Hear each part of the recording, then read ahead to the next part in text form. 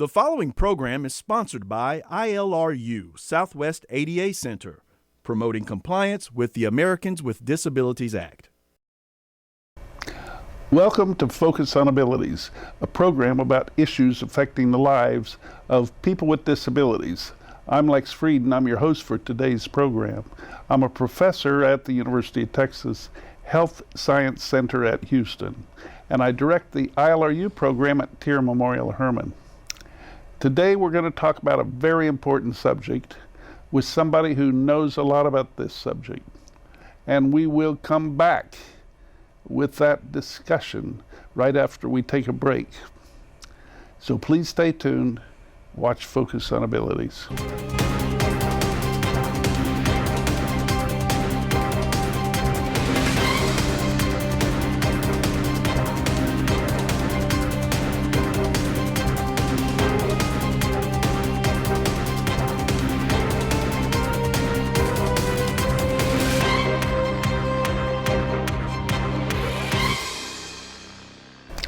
You are watching Focus on Abilities, broadcast here from the Houston City Hall, the studios of HTV, and we have a fantastic guest here today from Washington, D.C., a former Houstonian who worked in city administration and before that in the White House for President Obama. She now is the CEO of the American Association of People with Disabilities, and that is Maria Town. Maria, thank you for coming to Houston. Thank you for having me, Lex. It's great to be back in Houston. I love it here. So why were you here? I was here because the American Association of People with Disabilities has a program called Rev Up. Rev Up stands for Register, Educate, Vote, Use Your Power. And through our Rev Up program, we received a grant from the U.S. Election Assistance Commission to train college students to be election workers. And we decided to train the students at the Houston Community College VAST Academy. So for folks who may not know about VAST Academy, it is a program within Houston Community College for students with intellectual disabilities. And we specifically wanted to focus on this population because a lot of people assume that people with intellectual disabilities can't vote. And sure enough, these students had been told throughout their lives, you don't need to vote. You may not be able to understand that. It's too complicated for you. Don't worry about it. And they all got trained on being an election worker. They got to test accessible voting systems and sign up with the Harris County Office of Elections to potentially become a poll worker and get paid $17 an hour. So separately, anyone who wants to become a poll worker, check out your county elections office and you get paid good money. I'll remind folks the minimum wage in Texas is $7.25. So this is a good little bit of money you'll get. So Maria, the work people do constitutes what? What kind of job is that? Well, this would just be like a kind of hourly job, right? For election workers, these are the people that work the polls, that bring out the curbside voting machine if you need it. These are the folks that might assist you if you need help at the polls. These are the folks who explain to voters what their rights are. In Texas, they might ask to see your ID to make sure you're eligible to vote, things like that. Election workers also help set up polling places to make sure they're accessible. And I have to tell you, when I lived in Texas, I had a hard time voting every time I tried to vote. And most of the poll workers I interacted with weren't people with disabilities. So when I had problems, one time the accessible voting machine wasn't working. This happens a lot. And a poll worker told me, don't worry, it's a short ballot. You can just stand, you'll be fine. And I have a mobility disability that makes it really difficult for me to stand. So Maria, I have experienced difficulty getting to the polls. But since then, the U.S. Department of Justice has reacted to a complaint by a group of people with disabilities in Houston about difficulty getting to the polls. Can you tell us about that? I can. So that was actually Rev Up Texas that put in that complaint, and the Department of Justice recently issued guidance on accessible voting for the first time in 8 years. And AAPD and Rev Up across the country directly contributed to that guidance. One of the things that this guidance discusses is the obligations of polling places to comply with the Americans with Disabilities Act. It also highlights that people with intellectual disabilities have a right to vote, even under certain instances of guardianship, which is a very big deal. And it clarifies when and where people can vote, so that things like having a very restrictive, you can only vote in this one polling place, don't happen as often, which is a huge issue in a place like Texas and Houston, these cities and spaces that are so big. If you've got a polling place that's miles and miles away and you don't drive, how are you supposed to get there, right? So policies like flexible polling places during early voting can make it a lot easier for people with disabilities to vote. Do we know anything about how many people with disabilities vote?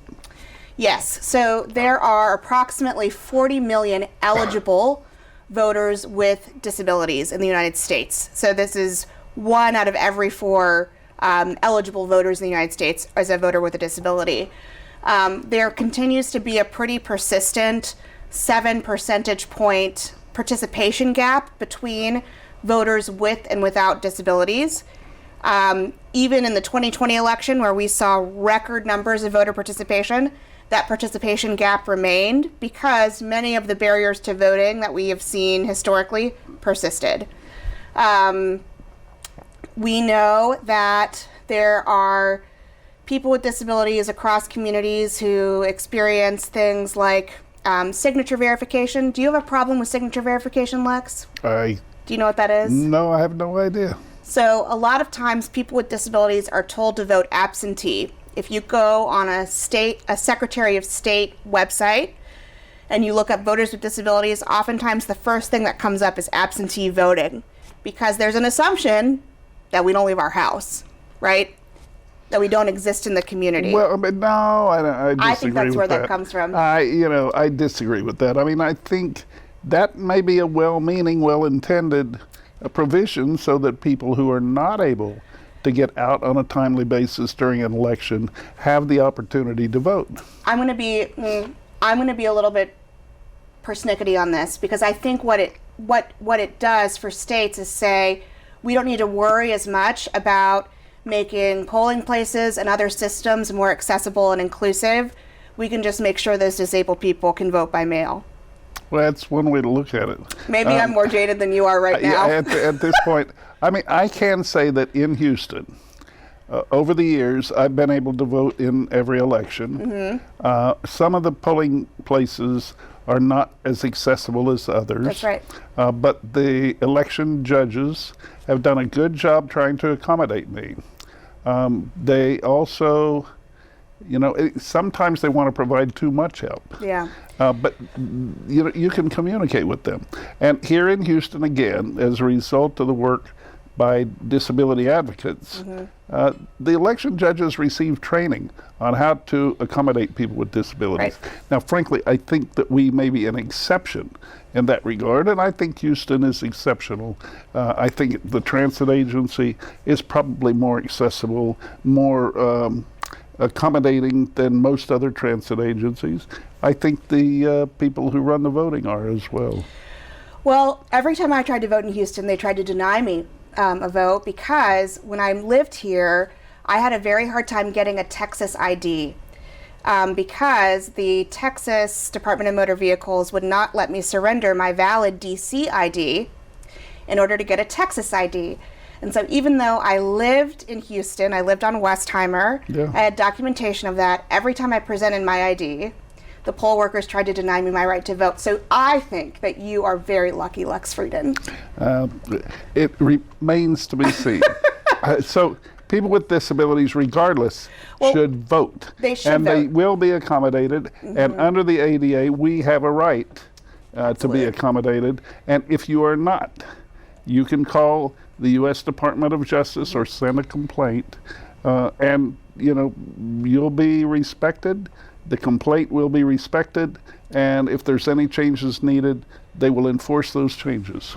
They will, and I want to make it clear, it's not just the Americans with Disabilities Act that gives us these rights. It's also the Help America Vote Act, as well as the Voting Rights Act itself. There are so many protections in place for people with disabilities or many different communities to make sure that our right to vote actually happens, but it doesn't mean that it's necessarily easy. But what I was going to say on signature verification, when you vote absentee, you have to sign your ballot a lot of the time, and that is tough for people who are blind or for anyone who has trouble creating a signature. When your ballot gets sent off, the election official has to make sure that your signature is actually yours. Wow. So somebody actually looks at that ballot Yes. and determines whether it's valid or not. That's right. And so sometimes... Do you know if it's not? They tell you, they're supposed to tell you, and they're supposed to tell you before the election is over, but sometimes that notice doesn't get to you till after the election is done. Wow. Well, this is enlightening. Maria, we're going to take a break. Okay. And I want you all to break with us. And we'll be back with more Focus on Abilities, featuring today the lovely and most articulate Maria Town.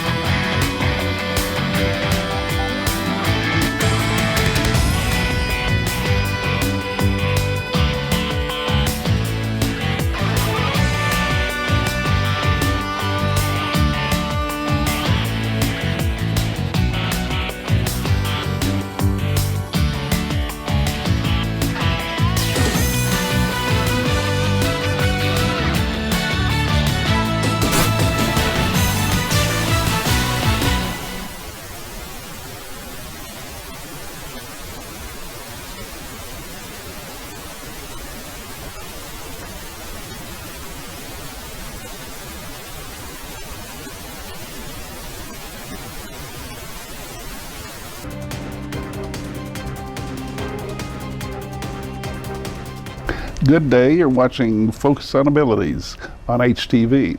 Maria Town is our guest. She's the CEO of the American Association of People with Disabilities and former aide to the Mayor of Houston and former aide to the President of the United States. Maria, the AAPD is doing some things that I think are just amazing. And one of those things is mentoring, tutoring, training, and providing opportunities for young people and older people with disabilities to learn to be advocates, to learn to work for city government, to learn how to work for state government, and how to work for the federal government, how to be of service in agencies, in the community, and the whole panoply of issues that people have to address from behind the agency desk. That's right. So tell us about those programs. So we have a few different programs, but probably our signature program is our summer and fall internship program. So the summer internship program has existed since 2002, and we bring students and recent graduates with disabilities from across the country to Washington, D.C. to intern in federal agencies, on Capitol Hill, for national disability rights nonprofits, or for for-profit entities as well. Interns work 32 hours a week, and then on Fridays they participate in a disability advocacy course with AAPD, where they... So somebody can be eligible for this program, can be selected. I suppose there's a competitive selection There process. And then are their expenses paid to Yes. travel and live in Washington, D.C.? So all of their travel expenses are paid, and if you are someone who has to come with a personal attendant, we pay for them as well. We pay for accessible housing in Washington, D.C., which, if you know anything about housing in Washington, D.C., it's very expensive. We also pay the interns themselves. So interns earn $18 an hour for their work. We provide a technology stipend to make sure that interns have the appropriate technology to do their jobs. And we also provide a food stipend. How many weeks? 10 weeks for the summer program, 14 weeks for the fall program. And during that time, students, those trainees, actually are welcome in the Congress, Absolutely. meeting members of Congress, Yes. being tutored by members of Congress and their staff. What other kinds of things? Well, so we've had interns placed in Senator Schumer's office Wow. with the help committee, with Democrats and Republicans alike. We also, I think, really importantly, in addition to their placement, interns also get a mentor. So people like John Kemp have been internship mentors, and we base the mentorship pair on the intern's professional interest as well as their personal interest. We may have an intern who's really interested in going to law school, but they want to have a mentor who has the same disability as they do. So we're finding lawyers with spinal cord injuries or lawyers with cerebral palsy to mentor these students. Maria, the program sounds wonderful. It's awesome. How do people apply? The application for this year's summer program just closed the other day. We received a record number of applications, but you can apply for our fall program online at aapd.com. And it's on our website. It's under our work, and you can go to internship program and apply. Now, you mentioned work. AAPD also has an initiative to help educate and promote employment That's right. of people with disabilities. Well, and I want to connect it to the internship program. So one of the reasons that AAPD started this internship program, more than 20 years ago, and has continued to expand this program is because we know that the data show the best predictor of a young person with a disability becoming an economically successful adult with a disability is paid employment when they're young. And we also know that internships are a key way that everyone figures out what they want to do with their life, what career they want to pursue. But people with disabilities experience a number of barriers to internships. And so we tried to design this program to remove as many barriers as possible. Well, 20 years later, we have done an impact assessment of our program. 75% of our internship alumni are employed full-time. Wow. Yeah. Now, Lex, do you know what the current disability employment statistics are? Yeah, well, I think about 30% of the community actually has jobs. Not even full-time employment, just jobs, right? So these numbers are more than double that. And on average, our internship alumni earn $35 an hour or more, which is a huge deal. That is a big deal. What kind of jobs? There are jobs in a variety of industries. Many interns continue to pursue jobs in kind of disability and disability policy and advocacy. We have an internship kind of slots that are specifically supported by Microsoft for interns who want to pursue careers in science, technology, engineering, and mathematics. Many go on to pursue higher education and then have careers based in their sort of professional industry of their choice. Maria, one issue, and it may take a minute to figure this out, people with disabilities aren't always aware of their rights under the ADA. Mm-hmm.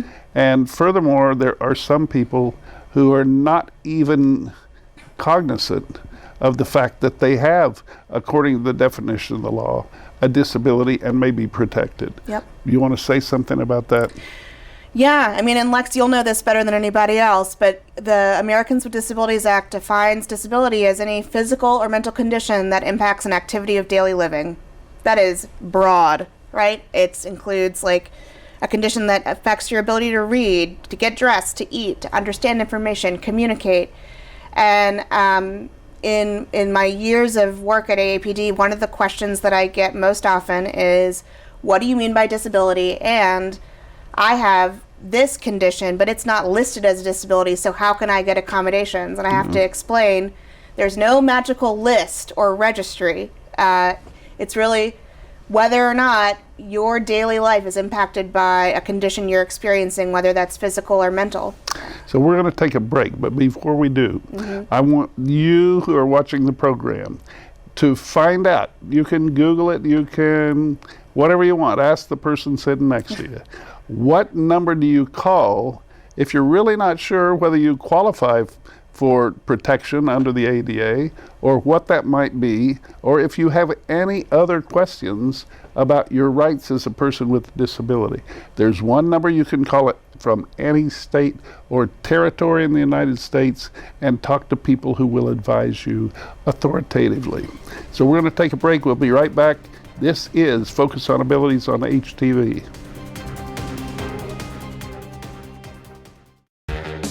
Dusk is the best time to watch the bats take flight from their Wabridge home.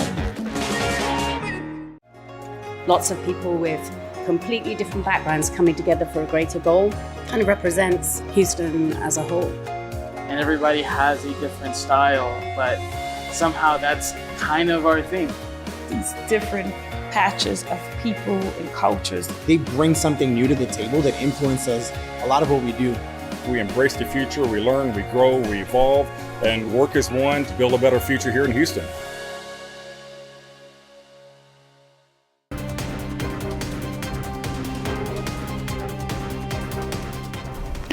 It's the Focus on Abilities show, and we're here at HTV with Maria Town, and we're talking about issues that affect people with disabilities all over the country, in Houston and Texas, and anywhere else, quite frankly.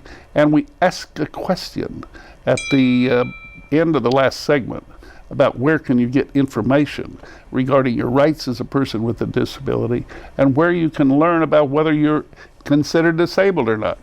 We're going to answer the question before the end of the show. Now it's your opportunity to go to Google. And before you do that, we're going to talk to Maria about some of the other issues in voting rights that people have. And we're going to talk about some of the opportunities for employment that exist now that did not exist 5 years ago. So, Maria, in that regard, I think anyone who studies the issue will say that COVID had some very, very bad effects. Yep. And many people died from it. People were disabled by it. And some people still have it. But given all that, COVID also produced opportunities for people with disabilities that didn't exist before 2020. And among those are serious commitment to telemedicine, Yes. telehealth, opportunities for work at home that never existed before, flex time opportunities, and ways to start employer businesses, self-owned, self-directed businesses that somebody can do from their own home. Does AAPD provide help with people starting businesses? Are you aware of resources that people can apply to for assistance? I know there's federal government has a number of agencies that support worker training. What do you know about that? So AAPD does provide resources that can help people kind of start businesses. We have a program called Start Access, which is actually focused on AI businesses, because we are, again, trying to make sure that AI is accessible from the start as it begins to become deployed in various industries, whether that's... What does an AI business do? What does it look like? Well, there's a company called Inclusively, and they've created this AI tool that actually helps people with disabilities get jobs. And the artificial intelligence kind of looks at the resumes and strengths of the person with a disability who is seeking a job, and does all this like web scraping and language modeling of the jobs that are out there, and tries to really match people with disabilities to jobs that are a good fit. And does it work? This is the question, right? It's brand new, so we still have to kind of see if the proof is in the pudding. But there's an exciting potential. There are other AI companies, like all these automated captioning companies, right?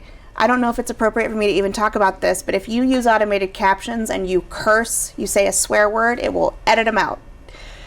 And that, people with disabilities, we get mad too. If we're cursing, we want you to know we're cursing at you. So it's things like that, making sure that these tools are actually accurately representing whatever's being communicated to them and things like that. So, well, that's interesting. Yeah. We also, just a few weeks ago, hosted the very first U.S. Department of Commerce National Disability Leadership Summit. And Lex, this was a very big deal. Historically, people with disabilities have been sort of stigmatized as individuals who are a drain on the economy. And the Department of Commerce reached out because they have recently begun to understand that in order to really keep the U.S.'s competitive advantage in industries across the country, they have to center people with disabilities, and specifically entrepreneurs and innovators with disabilities. Mm-hmm. So we were able to put together resources from the Patent and Trademark Office focused on supporting innovators with disabilities, like folks like, Dr. Cooper at the University of Pittsburgh. We heard from the Small Business Development Corporation, I think I got that wrong, about the new programs that they have to support entrepreneurs with disabilities.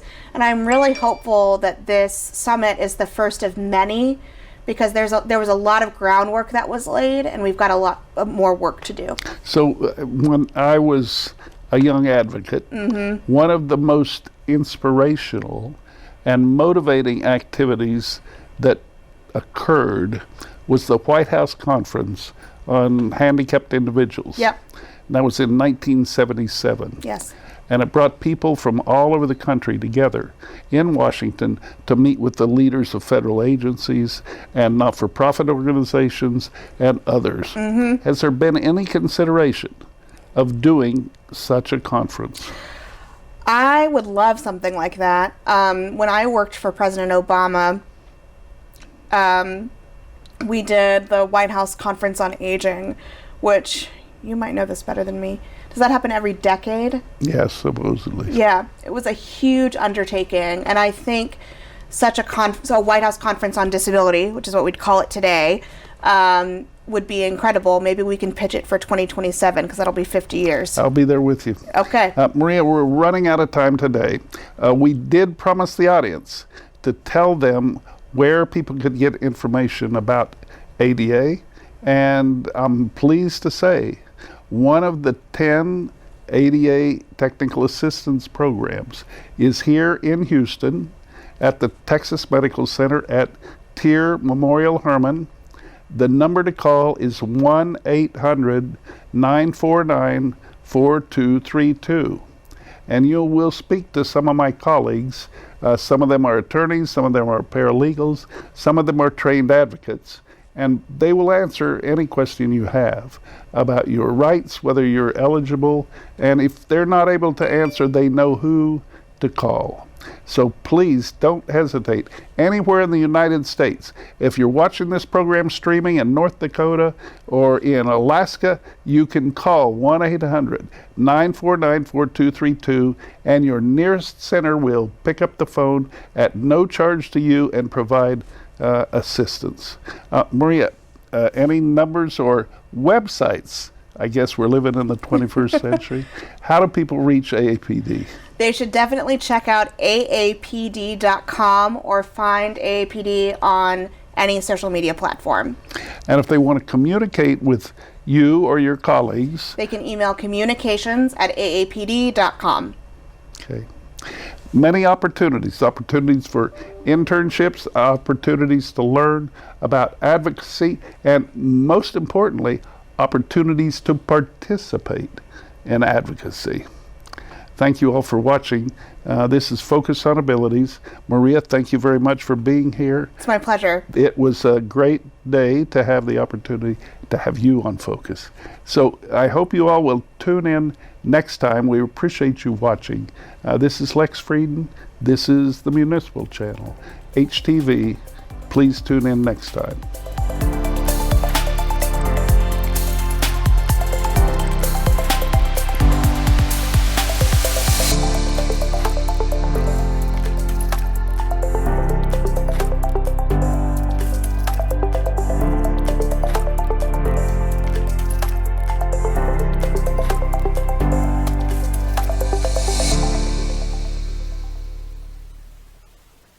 The following program is sponsored by ILRU, Southwest ADA Center, promoting compliance with the Americans with Disabilities Act.